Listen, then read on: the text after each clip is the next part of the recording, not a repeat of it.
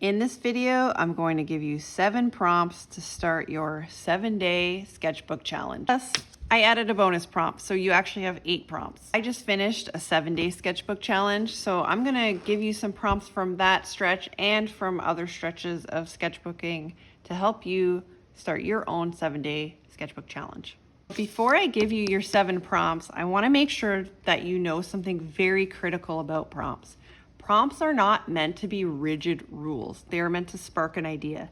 So if I give you a prompt like book, a book could be a shelf, a bookshelf, or it could be a religious text, or it could be a book near you, or a book that you've studied, or a stack of books. It can mean your sketchbook. It doesn't have to be just one book. It's just meant to spark an idea so that you don't have to sit there thinking and staring at a blank page. And even if you're struggling and you have a prompt, you can start writing down what potentially you could use that prompt for.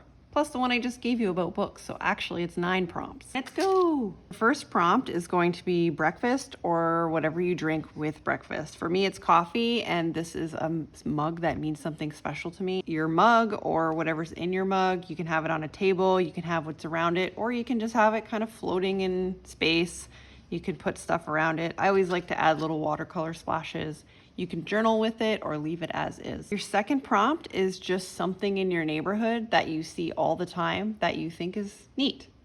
So this is a little building that I always see on my morning walks, and I've always wanted to paint it. I didn't do a very good job, but I wasn't measuring, I wasn't using proper perspective.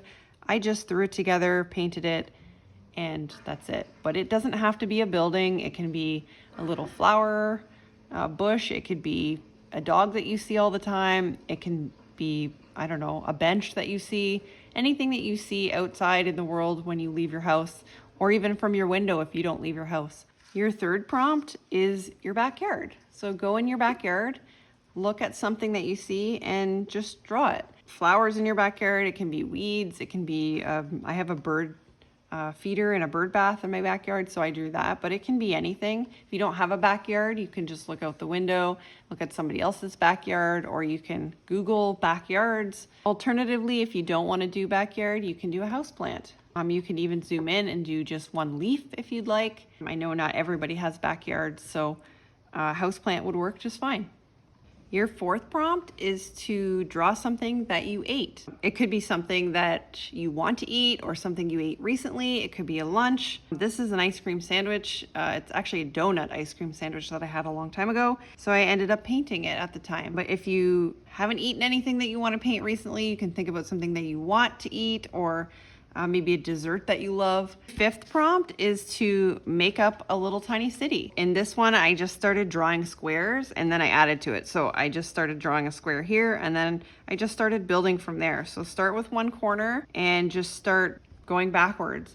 I highly recommend starting from the front because whatever you have if you start from the back and then you want something to be in the front of it, then you're going to have overlapping lines. So start from the front and work your way back. So I ended up drawing like a little yard, and this is all badly distanced, or it's like the wrong sizing. But I have little flowers and I have trees, little buildings, and there's like a little courtyard there, some solar panels.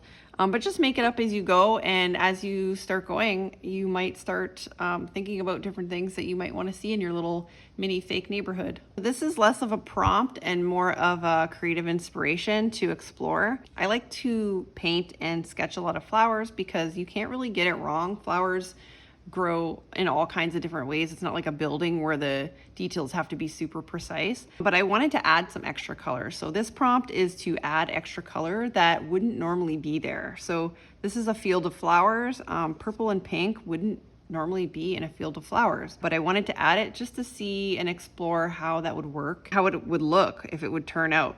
And this didn't actually turn out that great. There's like all kinds of mistakes, but you know, I had fun with it and I learned a little bit about color. And your 7th and last prompt is to draw a piece of a building. So instead of thinking about the whole building, draw just a tiny piece of it. And it doesn't have to be a fancy building. Somebody that I know was on vacation and they were taking pictures of beautiful buildings, and this was just like a random sketch of a building. But you don't need to do a fancy building. This can be a piece of your house.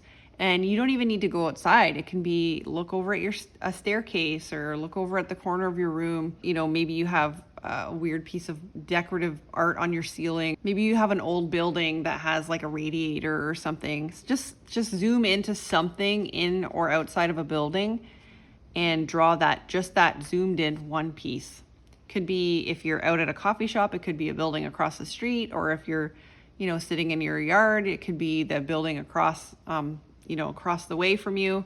Whatever it is, just zoom into a spot on the building instead of the whole building. I'm actually going to give you a bonus prompt because he's just too cute. So your next prompt is to draw a pet or an animal. So if you don't have a pet, you can draw somebody else's pet or another animal that you've seen recently. The whole idea is not for a prompt to be rigid, but for it to spark an idea. So when I say pet, it doesn't have to be your specific pet, or it can be a pet that you lost, a pet that you visited recently, or it can be an animal that you saw at a zoo or in your yard, or even an insect. If you want to join me on this journey, please like and subscribe and share the video with anybody you think would find helpful.